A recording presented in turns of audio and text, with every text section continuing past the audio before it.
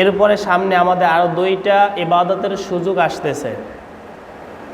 সামনে আরও 2টা বড় বড় ইবাদতের সুযোগ আসতেছে। এর ভিতর প্রথম যেই ইবাদতের সুযোগটা আসবে সেটা হলো শাওয়াল মাসে 6টি রোজা আছে। শাওয়াল মাসে কয়টি রোজা আছে? 6টি নফল রোজা আছে। এই রোজাগুলো যদি কেউ রাখতে পারে, আল্লাহ রসুল বলেন, মান সামা রমাদান সুম্মা আতবাআহু সিত্তাম মিন শাওয়াল কানা কাসিয়ামিদ দাহরি কুল্লিহি। রমজানের রোজা রাখার পরে কেউ যদি শাওয়াল মাসে 6টি রোজা রাখতে পারে, আল্লাহ তাআলা তাকে পুরা 1 বছর রোজা রাখার সওয়াব দিয়ে দেয়। জোরে কোন সুবহানাল্লাহ। আপনি 1 বছর একটানা রোজা রাখলে যেই পরিমাণ নেকি পাইবেন, ঠিক আপনি রোজার মাসে রোজা তো রাখবেনই ফরজ, এরপরে শাওয়ালের অতিরিক্ত 6টা রোজা রাখবেন। এই 36টা রোজা রাখার দ্বারা আল্লাহ তাআলা আপনাকে 1 বছর রোজা রাখার সওয়াব দিবেন। তাহলে এই শাওয়াল মাসের এই রোজার ফজিলত অনেক বেশি। আর প্রত্যেকটা ফরজ ইবাদতের পাশাপাশি কিছু নফল ইবাদত আল্লাহ তাআলা দিয়ে রাখছেন, যাতে করে আপনার ফরজ ইবাদতের ভিতরে যে ঘাটতিগুলো আছে ওই ঘাটতিগুলো পূরণ হয়ে যায়। আমার নামাজ, আমার রোজা, এগুলো যে সব কিছুই আল্লাহর হুকুম অনুযায়ী আমি করতে পেরেছি বা আমার রোজা কবুল হয়েছে, এর কোনো গ্যারান্টি আছে? নাই। ইবাদতের ভিতরে ঘাটতি থাকতেই পারে। এই ঘাটতি পূরণ হবে এই সমস্ত নফল বা সুন্নাত ইবাদতের দ্বারা। দেখবেন প্রত্যেকটা ফরজ ইবাদতের পাশাপাশি কিছু নফলের ব্যবস্থা রাখা আছে। আপনি ফজরের সময় নামাজ পড়বেন, ফরজের পাশাপাশি সুন্নত আছে। জোহরে ফরজ নামাজের পাশাপাশি আগে পিছে সুন্নতের ব্যবস্থা আছে। আসরেও আছে, মাগরিবে আছে, এশায় আছে। আবার রমজানের রোজা ফরজ, পাশাপাশি কিছু নফল ইবাদতের ব্যবস্থাও রাখা আছে। তাহলে এটা হলো 1 নম্বর সুযোগ যে আমরা শাওয়াল মাসের 6টি রোজা রাখবো ইনশাআল্লাহ। এবং এখন থেকে মনকে তৈরি করি যে রমজান মাসের 30টা রোজাই যখন রাখতে পেরেছি, তাহলে 6টা রাখতে আর কষ্ট হবে না। অনেকেই বলেন যে এবছর রমজান মাস এত আরামে কাটছে, বুঝতেই পারি নাই যে এবছর রোজা কোন জায়গা থেকে আসছে আর কোন জায়গা থেকে গেছে। খুব আরামের সাথে এবছর রমজান মাসটা অতিবাহিত হয়েছে। কোনো লোডশেডিং হয় নাই। তারপরে বাজারের দিক থেকেও আমরা অনেক শান্তিতে আছি। বিগত বছরগুলোর তুলনায় এবছর দ্রব্যমূল্যের দামও একটু কম আছে। তো সব মিলাইয়া ইবাদত বন্দিগিরি করার একটা ভালো সুযোগ আমাদের মাঝ থেকে চলে গেছে। আর শাওয়াল মাসে রোজা রাখার নিয়ম হলো একাধারে 6টি রোজা এরভাবে না, বরং ভেঙে ভেঙে রাখতে হয়। শাওয়াল মাসের রোজাগুলো ভেঙে ভেঙে রাখাই উত্তম। আপনি একদিন রাখবেন, আবার একদিন রাখবেন না, এভাবে করে এই পুরো 1 মাসের ভিতরে আপনি যে কোনো 6 দিন রোজা রাখলেই হয়ে যাবে। এটা হলো একটা সুযোগ। আর আরেকটা সুযোগ হলো ইবাদতের আরেকটা সুযোগ আসতেছে, সেটা হলো হজ। আল্লাহ তাআলা বলেন, ওয়ালিল্লাহি আলান নাসি হিজ্জুল বাইতি মান ইসতাতাআ ইলাইহি সাবিলা।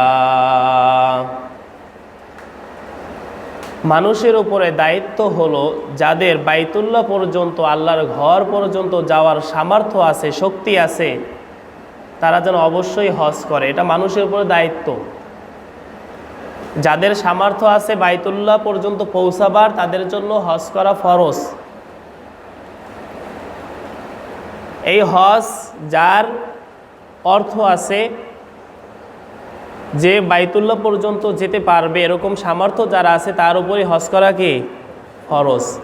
আমাদের ভিতর অনেকেরই টাকা পয়সা আছে বা এরকম তাওফিকও আছে, কিন্তু আমরা হজ করতে পারি না কিছু ভুল বিশ্বাসের কারণে, কিছু ভুল ধারণার কারণে। এর ভিতর অন্যতম ধারণা হলো যে হজ করতে গেলেই এক শ্রেণীর মানুষ আছে যারা বিরোধিতা করার জন্যই ইসলামের বিরোধিতা করে। তারা বলে হজ করতে গেলে লক্ষ লক্ষ টাকা ব্যয় হয়, কোরবানির সময় লক্ষ লক্ষ টাকা ব্যয় হয়, লক্ষ কোটি কোটি পশু জবেও হয়।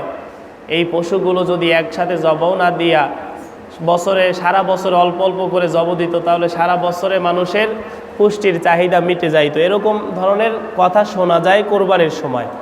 আর হজের সময় আসলে এত লক্ষ লক্ষ টাকা যদি ব্যয় করা হয়, তাহলে বাংলাদেশের অর্থনীতিতে ঘাটতি পড়ে যাবে। জোরে কন নাউজুবিল্লাহ। কেউ কেউ হজ থেকে মানুষকে দূরে রাখার জন্য এই কথাও বলে যে হজ এটা তো একটা সারা বিশ্বের একটা মিলন মেলা, সারা বিশ্বের নারী পুরুষ সেখানে একত্রিত হবে, সেখানে একটা সম্মেলন হবে, একটা মিলন মেলা হবে, সেটা একটা মেলার মতো। জোরে কন নাউজুবিল্লাহ। এই সমস্ত কথা বলে মানুষকে হজ থেকে বিরত রাখার চেষ্টা করে, অথচ হজ করা ফরজ। রসুল হজ সম্পর্কে কি বলছেন?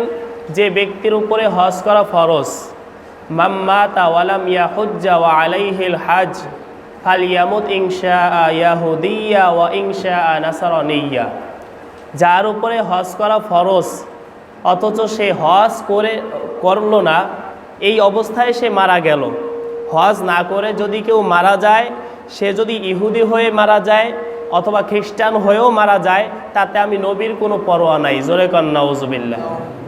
রসুলের একটা উম্মত ইহুদি হয়ে মারা যাবে, খ্রিস্টান হয়ে মারা যাবে, আর রসুলের অন্তরে তার ব্যাপারে কোনো কষ্টই আসবে না, তাহলে কত বড় মারাত্মক কথা। যে আমার উম্মতের ভিতরে যার উপরে হজ ফরজ, কিন্তু সে হজ না করে মারা গেছে, সে ইহুদি হয়ে মারা যায় যাক অথবা খ্রিস্টান হয়ে মারা যায় যাক, এতে আমার কোনো কিছু যায় আসে না। তার মানে সে রসুলের উম্মত হিসেবেই পরিচয় দিতে পারবে না। তাহলে আপনি কি চান যে মৃত্যুর সময় আপনি ইহুদি হয়ে বা খ্রিস্টান হয়ে মারা যান? এটা কি চান?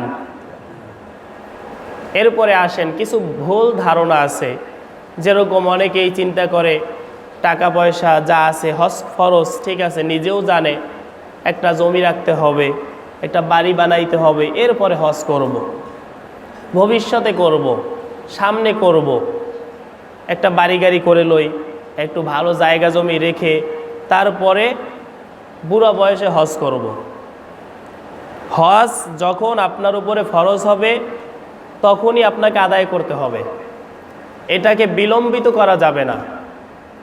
বিলম্বিত করলে হয়তো এরকমও হতে পারে যে আপনার কাছে এখন সামর্থ্য আছে, টাকা পয়সা আছে, কিন্তু কিছুদিন পরে হয়তো বা আপনার কাছে এই টাকা পয়সা নাও থাকতে পারে। কিন্তু একবার যদি কারো উপরে হজ ফরজ হয়ে যায়, ওই ফরজিয়াত আর কখনো রহিত হয়ে যায় না। আপনি যদি পরবর্তীতে একেবারে রাস্তার ভিখারিও হয়ে যান, কিন্তু আপনার আমল নামায় হজ না করার গুনাহ থেকেই যাবে। কারণ আপনার কোনো এক সময় এই পরিমাণ সম্পদ ছিল, যেই পরিমাণ সম্পদের দ্বারা আপনি হজ করতে পারতেন, সামর্থ্য ছিল, কিন্তু আপনি করেন নাই। ভবিষ্যতে করব, এই ভবিষ্যতের চক্করে আপনাকে শয়তান এমনভাবে আটকাইছে যে আপনি ভবিষ্যতে এখন রাস্তার ভিখারি হয়ে গেছেন, বা এখন আপনার ওই তাওফিক নাই, কিন্তু আপনার আমল নামায় গুনাহটা থেকে যাবে। এবং মৃত্যুর সময় আল্লাহ না করুক হয়তো বা আপনি বেঈমান হয়ে মারা যাবেন, শুধুমাত্র হজ না করার অপরাধে। আবার কেউ কেউ এই চিন্তা করে, আমার ছেলে মেয়ে বড় হয়েছে, তাদের বিবাহ শাদী দিয়ে লই, তারপরে চিন্তা ভাবনা করি। জায়গা জমি রাখাটা আপনার জন্য ফরজ না, বাড়ি গাড়ি করা আপনার জন্য ফরজ না, হজ করাটা আপনার জন্য ফরজ। আপনি যদি দুনিয়াতে এক করা জমিও রাখতে না পারেন, এজন্য কাল কিয়ামতের ময়দানে আল্লাহ আপনাকে ধরবে না, দুনিয়াতে বসে কেন জায়গা কিনলি না। আপনি যদি দুনিয়াতে একটা বিল্ডিং করতে না পারেন, আল্লাহ তাআলা এই কথা বলবে না যে দুনিয়াতে কেন তুই একটা বিল্ডিং বানাইতে পারলি না। কে এই কথা বলবে? বলবে না। আল্লাহ তাআলা বলবে, তোকে সম্পদ দিয়েছিলাম, তোর উপরে হজ ফরজ ছিল, তুই হজ কেন করলি না? তাহলে বাড়ি করা আগে না হজ করা আগে? জমি রাখা আগে না হজ করা আগে? হজ করা আগে। সন্তানের বিবাহ শাদী আগে না হজ করা আগে? হজ করা আগে। কেননা সন্তানের বিয়া শাদী করানো ছাড়াই কিন্তু আপনি নামাজ পড়তেছেন, তখন কিন্তু আপনি ছেলে মেয়ের বিয়ার চিন্তা করেন না, হারে ছেলে মেয়ে বিয়া শাদী না করে কেমনে নামাজ পড়ি, এই কথা কি কেউ চিন্তা করে? যখন আপনি রোজা রাখতেছেন তখনও কিন্তু এই চিন্তা করেন না, ছেলে মেয়ে বিয়া শাদী করাই নাই, আমি কেমনে রোজা রাখি, এই চিন্তা করেন? আপনার জাকাত ফরজ হয়েছে, দান সদকা করতেছেন, জাকাত দিতেছেন, সব ইবাদত করতেছেন, শুধুমাত্র হজের ক্ষেত্রেই আপনি বলেন যে ছেলে মেয়ে বিবাহ শাদী দিয়া লই, তার মানে বোঝা গেল এটা সুস্পষ্ট শয়তানের একটা ধোঁকা। এই শয়তানের ধোঁকায় পড়ে বহুত মানুষ বেঈমান হয়ে যায়, মৃত্যুর সময় কালেমা নসিব হয় না। এরপরে আসেন, কেউ কেউ চিন্তা করে যে হজ এখন যদি করেই ফালাই, অনেকের ধারণা এখন হয়তো অনেকটা পরিবর্তন হয়েছে মানুষের চিন্তা চেতনা, যে হজ করে আসলে আমি তো আর দুনিয়ার স্বাভাবিক জীবনযাপন করতে পারবো না, তখন আমাকে পর্দায় থাকতে হবে, আমি আর ওই বাজার করতে যেতে পারবো না, আমি মানুষের কাছে যাইতে পারবো না, দুনিয়াবি কোনো কাজকর্মে আমি জড়াইতেই পারবো না, আমি হাজি সাহেব মানুষ, আমার শুধু ইবাদতেই কাটাইতে হবে। এইটা অনেকের চিন্তা। বা অনেক মানুষকে শোনা যায় যে এখনকার হাজি সাহেবরা কি হজ করে, হাজি সাহেব ছিল অমুকে হজ করার পর আইসা তার চেহারাও দুনিয়ার মানুষ দেখায় নাই। এটা একটা খুব বুজুর্গি মনে করে যে হজ করলে মনে হয় দুনিয়াবি কাজকর্ম করা যায় না, বাজার সদাই করা যায় না, ব্যবসা বাণিজ্য করা যায় না। এটা এক সময় ধারণা ছিল, বা এখনও অনেকের মনে এই ধারণা থাকতে পারে যে আমি যদি হজ করে আসি তাহলে দুনিয়ার আর কোনো কাজকর্মে আর করবই না, আমি শুধু ইবাদতের ভিতরেই কাটাবো। তো ঠিক আছে, আরও কিছুদিন পরে যখন একেবারে বুড়ো হয়ে যাবো তখন হজ করে আসব, একেবারে বাকিটা জীবন আল্লাহর ইবাদতেই কাটাইয়ে দেব। এটাও একটা ভুল ধারণা। হজ এমন একটা ইবাদত, এখানে আপনার শারীরিক শক্তিরও প্রয়োজন আছে এবং আর্থিকভাবে শক্তিশালী হওয়ারও প্রয়োজন আছে। আপনি এমন বয়সে যখন হজ করতে যাবেন যখন আপনার শরীরে শক্তি নাই, তখন আপনি কিভাবে হজ করবেন? হজের ইবাদতটা একটা কষ্টকর ইবাদত। এখানে আপনার শারীরিক শক্তির প্রয়োজন আছে, আপনার আর্থিক অ্যাবিলিটির প্রয়োজন আছে। এখন যদি আপনার অর্থ আছে, শরীরে শক্তি নাই, তাহলে হজের এমন কিছু ইবাদত আছে, এমন কিছু রুকুন আছে যেগুলো আপনি সঠিকভাবে আদায় করতে পারবেন না। বুড়ো বয়সে সব কিছু আপনি করতে পারবেন না। আপনি সেই সাফা মারায় ছাই করতে পারবেন না, তারপর শয়তানের গায়ে আপনি শক্তি দিয়ে পাথর নিক্ষেপ করতে পারবেন না। এরকম আরও কিছু কিছু কষ্টের কাজ আছে যেগুলো আপনার দ্বারা করা সম্ভব হবে না। এজন্য হজ যখনই ফরজ হয়ে যাবে তখনই আপনার আদায় করে নিতে হবে। বুড়ো বয়সের জন্য রাখা যাবে না, সন্তানের বিবাহ শাদীর জন্য হজকে আটকে রাখা যাবে না। হজ ফরজ, আপনাকে হজ করে আসতে হবে। এবং অনেক মানুষকে শয়তান এইরকম ধোকায় ফেলে দেয় যে দেখো, তুমি যদি হজ করতে যাও তোমার লক্ষ লক্ষ টাকা খরচ হয়ে যাবে, এই টাকাগুলো যদি তোমার হাত ছাড়া হয়ে যায়, এই টাকা পয়সা কামাই করতে তোমার অনেক সময় লেগে যাবে, অতএব এতগুলো টাকা তোমার এখন খরচ করার দরকার নাই, তুমি ব্যবসা বাণিজ্য করো, এরপরে ব্যবসায় যে লাভ হবে ওই লাভের টাকা দিয়ে তারপরে তুমি হজ করে আইসো। এটা একটা শয়তানের ধোঁকা, যে আপনি এই টাকাগুলো খরচ করবেন, আপনি গরিব হয়ে যাবেন, এই ভয়টা দেখায় কে? শয়তান। আল্লাহর রাস্তায় খরচ করলে যে মানুষ গরিব হয়ে যায় এই কথা বলে কে? শয়তান। আর রসুল হাদিসের ভিতরে কি বলেন? তাবিউ বাইনাল হাজ্জি ওয়াল উমরাহ ফাইন্নাহুম ইয়ানফিআনিল ফাকরা ওয়াজ যুনুব, যে তোমরা লাগাতার হজ এবং উমরা করতে থাকো, লাগাতার তোমরা হজ উমরা করতে থাকো। কেননা হজ এবং উমরা এমন একটা ইবাদত যেই ইবাদত তোমার অভাব দূর করে দিবে, তোমার গুনাহ খাতাও মাফ করে দিবে। জোরে কান সুবহানাল্লাহ। হজের দ্বারা দুইটা উপকার, এক, অর্থনৈতিক সমস্যার সমাধান করে দেবে হজ, আপনার অভাব থাকবে না। বহুত আল্লাহর বান্দা আছে প্রতি বছর তারা উমরা করে, প্রতি বছর তারা হজে যায়, আল্লাহ আবার তাদেরকে ব্যবস্থা করে দেয় আগামী বছর আবার যেন হজে যেতে পারে, সেই ব্যবস্থা তাদেরকে আল্লাহ করে দেয়। তাহলে রসুল বলে তোমরা লাগাতার হজ এবং উমরা করতে থাকো, কেননা এই হজ এবং উমরার দ্বারা তোমার অভাব দূর হয়ে যাবে, তোমার গুনাহ খাতাও মাফ হয়ে যাবে। আর শয়তান এসে কি বলবে? হজ করতে যাইও না, তোমার টাকা খরচ হয়ে যাবে, তুমি গরিব হয়ে যাবা। আল্লাহ রাস্তায় দান করতে আসলে শয়তান এই কথাই বলে যে এত দান করার দরকার নাই, তুমি গরিব হয়ে যাবে, তুমি খাইবা কি, তোমার সন্তানাদি খাবে কি? আপনি যখন মারা যাবেন এই সম্পদগুলো আপনি রেখে গেলেন, আপনার উপর হজ ফরজ ছিল, কিন্তু হজ না করার অপরাধে কবরে গেলে আপনি শাস্তি পাবেন। আর এই সন্তানগুলো কিন্তু আপনার এই ধন সম্পদ পেয়ে তারা আনন্দ ফুর্তি করবে। যদি কোনো মা বাবার উপরে হজ করা ফরজ হয়ে থাকে, যে বাবা মার সম্পদ ছিল কিন্তু তারা হজ করতে পারে নাই, সন্তানের দায়িত্ব এবং কর্তব্য হলো ওই মা বাবার নামে বদলি হজ করানো। মা বাবার সম্পদ ছিল, হজ করাও ফরজ ছিল, হজ করতে পারে নাই, এখন সে মারা গেছে, তাহলে এতটুকু তো নিশ্চিত যে হজ না করার অপরাধে সে কবরের ভিতরে শাস্তি পাইতেছে। আর এই শাস্তি থেকে বাঁচাতে হলে তাকে অবশ্যই কি করতে হবে, তার নামে বদলি হজ করাইতে হবে। আর যদি কোনো মা বাবা ওসিয়াত করে যায়, সম্পদ আছে, সন্তানকে বলে যাবে যে আমি তো, আমার উপর হজ ফরজ ছিল, হজ করতে পারি নাই, তোমরা আমার সম্পদ থেকে কাউকে দিয়ে বদলি হজ করাইয়া নিও, তাহলে সন্তানের জন্য বা ওয়ারিসদের উপরে হজ, বদলি হজ করানোটা ওয়াজিব হয়ে যায়, তখন আপনাকে করাতেই হবে।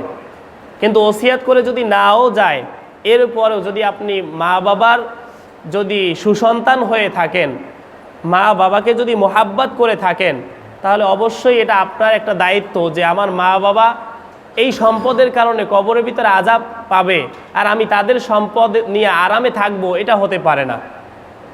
এই সম্পদ তো আমাদের জন্যই আমাদের মা বাবা কামাই করে রেখে গেছেন, অতএব আমরা এই সম্পদ থেকে মা বাবার নামে বদলি হজ করাই নেই। যদি এরকম কেউ থাকে তাহলে আপনাদের মা বাবার নামে আপনারা বদলি হজ করাইয়ে দিবেন, তাহলেও আশা করা যায় যে তারা কবরের ভিতরে কী পাবে, মাফ পাবে।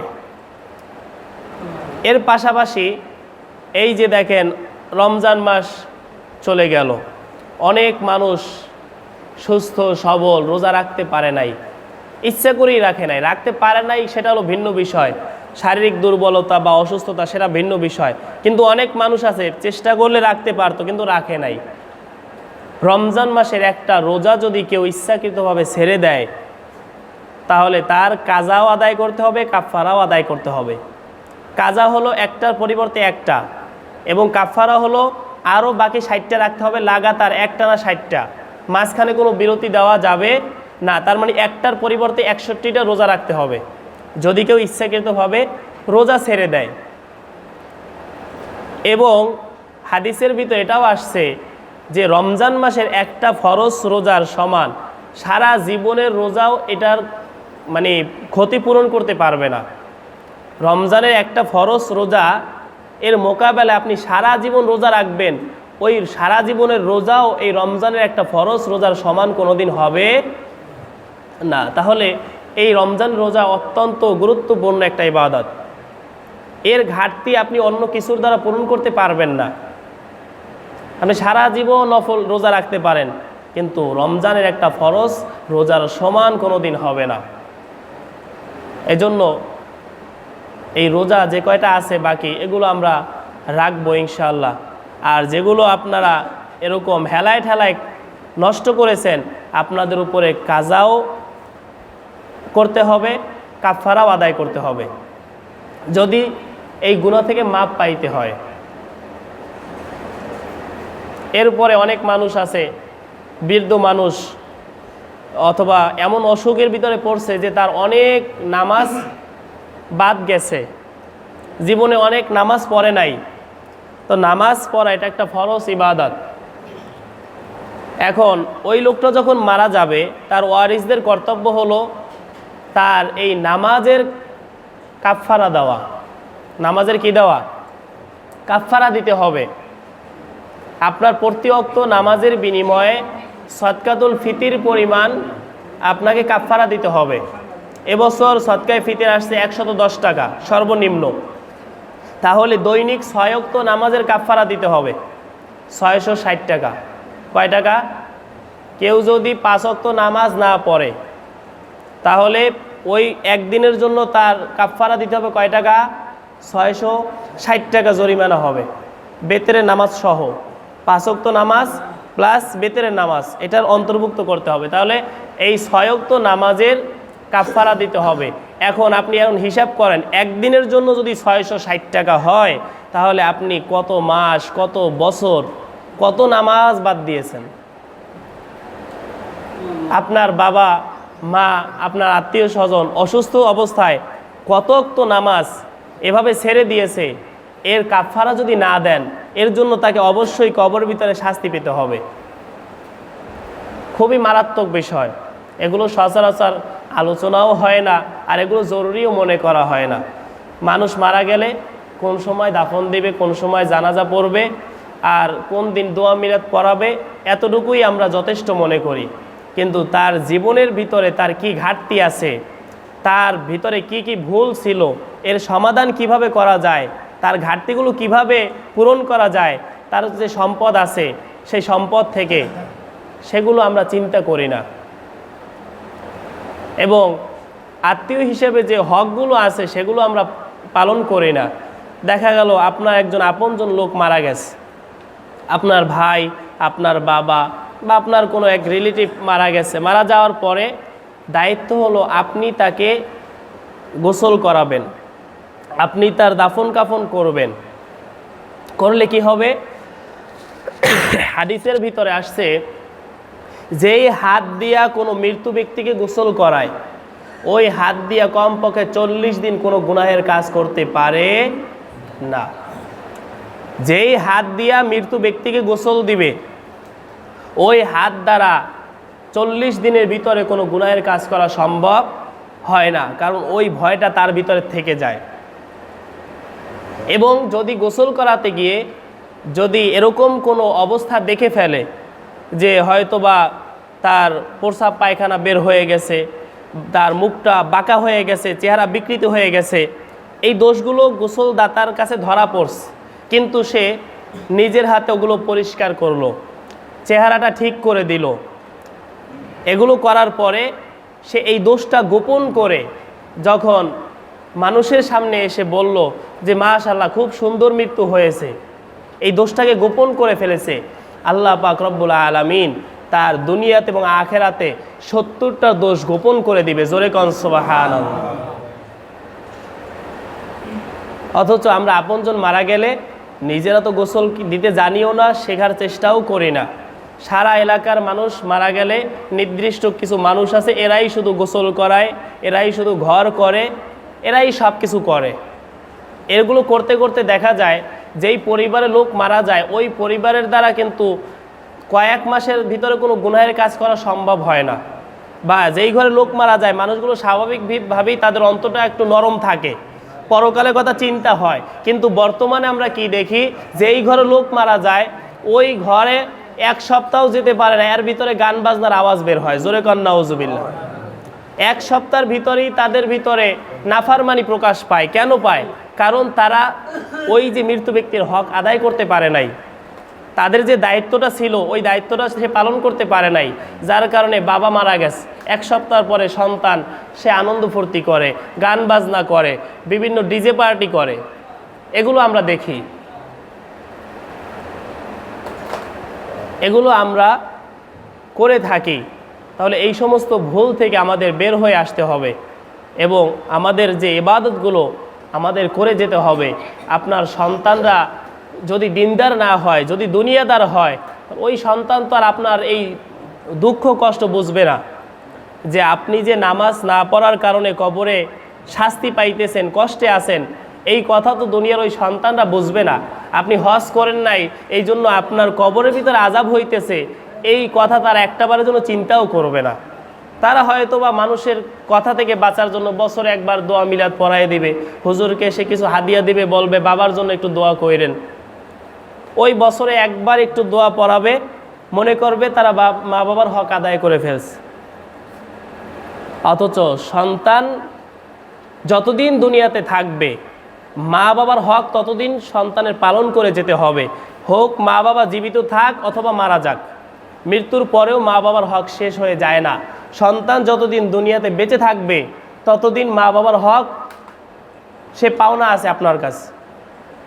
আপনি 5 ওয়াক্ত নামাজের পরে মা বাবার জন্য দোয়া করতে পারেন, রব্বির হামহুমা কামা রব্বায়ানি সগীরা। প্রতি শুক্রবার জুমার দিন মা বাবার কবরের পাশে যদি সম্ভব হয় এসে কবর জিয়ারত করবেন, দোয়া করবেন, মা বাবার জন্য বেশি বেশি দান সদকা করবেন, নফল ইবাদত করবেন। নফল রোজা রাখতে পারেন, এগুলো করে করে মা বাবার জন্য যতদিন আপনি বেঁচে থাকবেন এই কাজগুলো যদি করে যেতে পারেন, আপনার সন্তানরাও আপনার দেখা দেখি শিখবে যে আমার মা বাবাকে দেখছি তাদের মা বাবার জন্য কি ইবাদতগুলোই না করেছে, তারা কি পরিমাণ হক আদায় করেছে। তারা দেখতাম প্রতি শুক্রবার আমার দাদা দাদির কবর জিয়ারত করে, তারা দেখতাম কম বেশি যেখানেই যাক না কেন মসজিদ মাদ্রাসায় মা বাবার নামে দান করে, ওয়াজ মাহফিলে গেলে সেখানেও দান করে, এরপরে বিভিন্নভাবে গরিব দুঃখীদেরকে খানা খাওয়ায়, এতিম মিসকিন পাইলে যে মা বাবার জন্য দোয়া চায়। এগুলো দেখে দেখে আপনার সন্তান শিখবে, তারাও বুঝবে যে না, মা বাবার হক মা বাবা মারা যাওয়ার পরেও শেষ হয়ে যায় না, এই হক যতদিন আমি জীবিত আছি ততদিন আমাকে পালন করে যেতেই হবে। এটা তো আপনাকে আমাকে শিখাইয়ে যাইতে হবে, নইলে তো এই সন্তানরা কোনো দিন আপনার দুঃখ কষ্ট বুঝবে না। আপনি যাদের জন্য সারা জীবন এই ধন সম্পদ কামাই করে দুনিয়াতে টাকার পাহাড় বানিয়ে যাইতেছেন, ওই সন্তান টাকা পেয়ে আনন্দ ফুর্তিতেই থাকবে, সুখে শান্তিতে থাকবে, কিন্তু আপনার কষ্টের কথা ওই সন্তানরা কোনো দিন চিন্তাও করবে না। এজন্য আসুন, যাদের উপরে হজ ফরজ হয়ে গেছে, আমরা এই যে এখন থেকেই প্রস্তুতি নেই, জিলহজ মাসে তো হজ, এখনও 2 মাস সময় আছে, এখন থেকে প্রস্তুতি নেই, সব কিছু আমরা দুনিয়াবি ঝামেলা মিটাইয়া আমরা হজের জন্য প্রস্তুতি নেই যে না, আমাকে হজ করতেই হবে, আমার কবরে আমি যাব, আমার কবরে শাস্তি ভোগ করলে আমাকেই করা লাগবে, অতএব আমি জেনে বুঝে এরকম ভুল করতে পারি না। আসুন, আমরা যাদের উপর হজ ফরজ হয়েছে হজ করব। অনেকে আবার আরেক ধরনের চিন্তার মানুষ পাওয়া যায়, অনেকে মনে করে ওমরা করে আসলেই সে হাজি হয়ে যায়। ওমরা করাটা হলো সুন্নাত, ওমরা করা কি সুন্নাত, কিন্তু জীবনে একবার হলেও হজ করা ফরজ। জীবনে সামর্থ্যবানদের জন্য জীবনে একবার হলেও হজ করা কি ফরজ। ওমরা যদি আপনি সারা জীবনে একটাও না করেন আপনার গুনাহ হবে না, কিন্তু হজ যদি ফরজ হয়ে যায়, হজ না করলে আপনার গুনাহ হবে। এরপরে হজ করা যেহেতু ফরজ, এটা আগে আদায় করে নেবেন, এরপরে সম্ভব হলে আপনি যতবার খুশি ততবার উমরা করেন, আপনাকে কেউ বাধা দেবে না। আল্লাহ তাআলা আমাদের সবাইকে এই যে রমজানের পরবর্তী যে বড় বড় 2টি ইবাদতের সুযোগ, এটা কাজে লাগাবার তৌফিক দান করুক। সকল বলি আমিন। ওয়া মা আলাইনা ইল্লাল বালাগ। আসসালামু আলাইকুম ওয়া রাহমাতুল্লাহি ওয়া বারাকাতুহু।